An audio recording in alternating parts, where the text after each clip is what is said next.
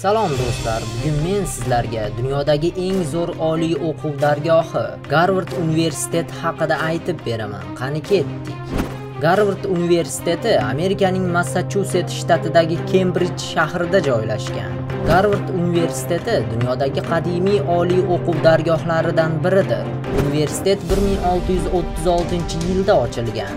Qo'shma Shtatlardagi eng birinchi ochilgan oliygohdir. O'sha paytlarda oliygoh ochilgandan so'ng 3 yil o'tib, universitetga yosh ziyoli inson Jon Garvard nomi berilgan.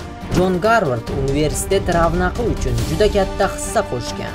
Bundan tashqari, Jon Garvard o'zining katta kutubxonasini universitet ixtiyoriga topshirgan.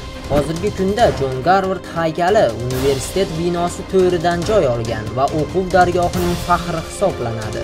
Bu haykaldagi yuz qiyofasi haqiqiy Jon Garvardning qiyofasi emas, chunki Jon Garvardning surati bo'lmagan. Universitet barpo qilingandan so'ng oradan 200 yil o'tib, 1884-yil haykaltarosh Daniel Chester French Jon Garvardning portreti yo'qligi bois haykalga o'zining kelishgan qomatli eng yaqin do'stining qiyofasini andoza qilib oladi. Va bu haykal Jon Garvardning xuddi o'zi emas, balki faqatgina uning siymosini aks ettiradi. Bu oliygohda 70 dan oshiq Nobel mukofoti sovrindorlari tahsil olishgan. Amerikaning 8 ta prezidenti shu dargohda o'qigan.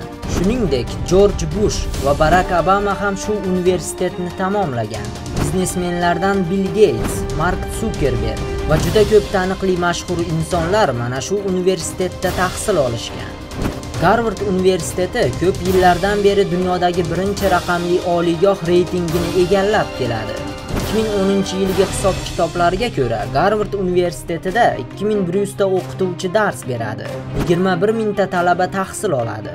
Garvard universiteti binolari 85 gektar yerni egallaydi. Bu binolarda o'quv korpuslari, kutubxona, sport komplekslari va talabalar yotoqxonasi joylashgan. Garvard universiteti kutubxonasi Amerika Qo'shma Shtatlaridagi eng katta kutubxonalardan biri hisoblanadi.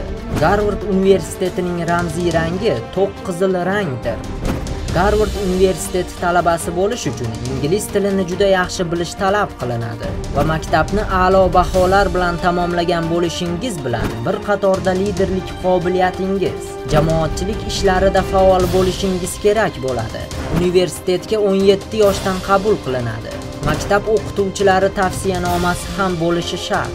O'qishga kirish uchun arizalar 1-noyabrgacha qabul qilinadi va 1-yanvargacha. Agar 1-noyabrgacha ariza topshirilsa, dekabrda javobi keladi. Agar yanvarda ariza bersangiz, u holda mart oylarida arizangizga javob keladi. Arizani onlayn tarzda beriladi.